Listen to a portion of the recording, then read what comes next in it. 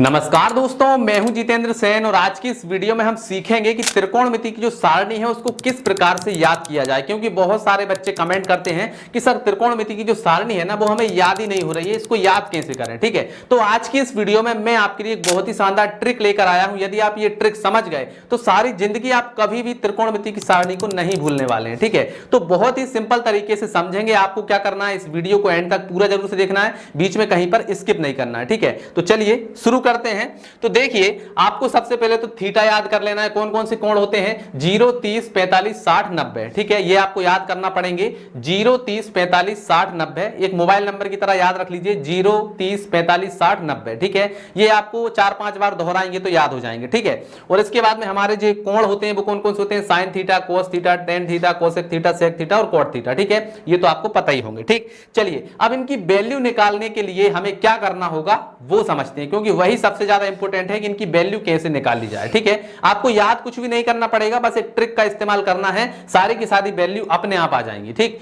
चलिए शुरू करते हैं। तो देखो, सबसे पहले ट्रिक हमारी क्या है, आपको क्या लिखना है? जैसे कि यहां पर आपको ये खाने दिख रहे हैं ना, तो आप सबसे पहले क्या लिखेंगे? यहां पर 0/4, यहां पर आप लिखेंगे 1/4, फिर आप लिखेंगे 2/4, फिर आप लिखेंगे 3/4, फिर आप लिखेंगे 4/4। ठीक है, इतना आप समझ गए? इतना आपको लिख लेना है। ठीक है, इसी से आपकी सारी की सारी वैल्यू आएगी। ट्रिक क्या है? 0/4, 1/4, 2/4, 3/4 और 4/4। ठीक है, समझ में आया?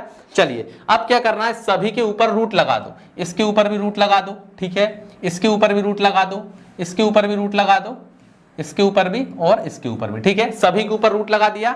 अब इनका हमें वैल्यू निकालना है, सभी के रूट के अंदर की वैल्यू निकालना है और उसको साइन के आगे लिख देना है। बस इनकी आप जैसे वैल्यू निकालेंगे वो साइन की वैल्यू होगी। ठीक है, चलिए निकालते हैं। तो भाई देखो, 0 में हम 4 का भाग लगाएंगे तो क्या आएगा? 0 आएगा। ठीक है, और 0 का रूट निकालेंगे तो भी 0 आएगा। ठीक है, तो ये तो 0 आ गया।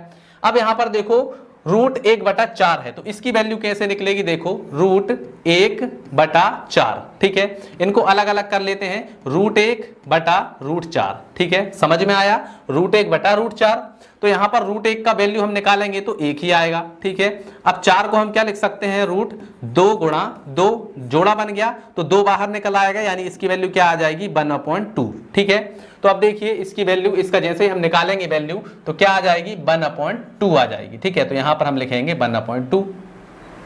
इसकी वैल्यू निकालिए तो देखिए यहां पर क्या है, इसको हम काट देंगे। देखो, सबसे पहले 2 एकम 2 और 2 दूनी 4। ठीक है, अब हमारे पास में क्या आ गया? देखो, इसको हम यहां पर लिखते हैं। जैसे हमने काट दिया तो क्या आया? रूट 1/2। ठीक है, तो ये हमने लिख दिया रूट 1/2। ठीक है, अब रूट को अलग अलग कर लेते हैं। 1/√2, तो रूट 1 का मान तो हमेशा 1 ही होगा। ठीक है, और बटे में क्या है? 2 है, रूट 2 है, तो इसका मान क्या आ गया? 1/√2। ठीक है, तो जैसे ही हमने इसको सॉल्व किया तो क्या आया? 1/√2, तो यहां पर हमने लिख दिया 1/√2। ठीक है, अब इसको हल कर लो। तो इसको हल करेंगे तो क्या होगा? देखो भाई, अब ये कटेगा तो है नहीं, इसको हल कर लेते हैं। ठीक है, तो इसको लिखेंगे क्या है? √3/4। रूट को अलग अलग कर लो तो ये हो गया √3/√4। तो √3 तो ऐसा ही रहेगा भाई, √3 इसको सॉल्व नहीं कर सकते। √4 को हम क्या कर सकते हैं? 2 दूनी 4 लिख सकते हैं।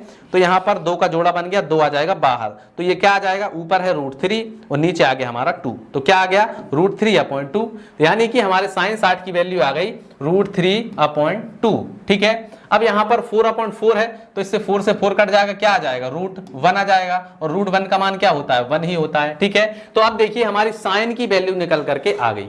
अब साइन की वैल्यू आ गई, समझ लीजिए पूरी की पूरी सारणी की वैल्यू आ चुकी है। ठीक है, अब निकालना कैसे? देखो, ये है साइन की वैल्यू। साइन की वैल्यू को हमने अभी कहां से लिखा है? 0 से इस तरफ लिखा है। अब कोस की वैल्यू के लिए हम क्या करेंगे? जो साइन की वैल्यू है ना, इसको इस तरफ से इस तरफ क्यों लिखेंगे? ठीक है, यानी 1 को पहले लिखेंगे, फिर इसको लिखेंगे, फिर इसको, फिर इसको और फिर इसको। ठीक है, तो चलिए 1 को लिखते हैं यहां पर।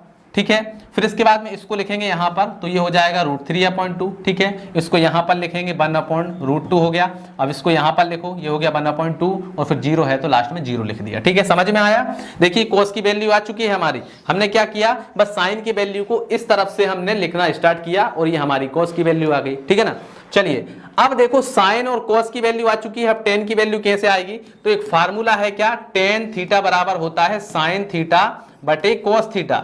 मतलब कि साइन बटे कोस क्या होता है? टेन होता है। तो हम क्या करेंगे? साइन की वैल्यू से कोस की वैल्यू से साइन में भाग लगाएंगे तो हमारा टेन आ जाएगा। ठीक है, तो जीरो में हम किसी भी संख्या से भाग लगाते हैं तो क्या आता है, हमेशा जीरो ही आती है, तो ये आ गया हमारा जीरो। ठीक है, अब देखो 1/2 और √3/2 इसको हम भाग लगाएंगे, देखो तो क्या आएगा 1/2 और इसमें हम भाग लगा रहे हैं √3/2। ठीक है, तो 2 से 2 कट जाएगा, क्या बचेगा, ऊपर बचेगा 3 और नीचे बचेगा √3। ठीक है, तो क्या आ गया 1/√3 आ गया, तो यहां पर इसकी वैल्यू क्या आ जाएगी 1/√3। ठीक है, समझ में आया। चलिए अगली वैल्यू निकालते हैं। अगला क्या है, देखो भाई इससे तो ये एक बार में कट जाएगा भाई, ये भी क्या है 1/√2 और 1/√2 से √2 भाग लगाएंगे, क्या आएगा 1 आएगा, यानी एक बार आ जाएगा। ठीक है, अब √3/2 में भाग लगाइए काय का, √3/2 इसमें भाग लगाइए काय का 1/2 का, तो 2 से 2 कट जाएगा, क्या आया √3/1।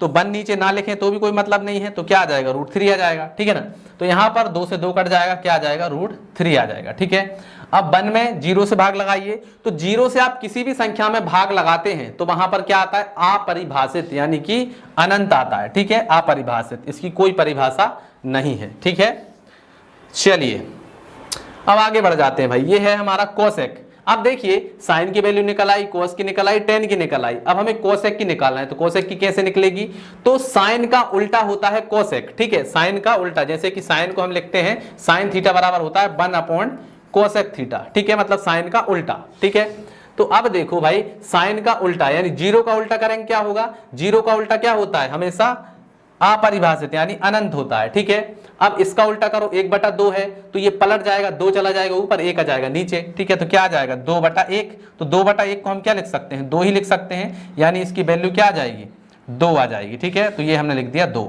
ठीक है, अब इसको इसका उल्टा करेंगे तो √2/1 होगा, तो ये हमने लिख दिया √2 ऊपर चला जाएगा, 1 नीचे आ जाएगा, तो ये आ गया 1। ठीक है, समझ में आया।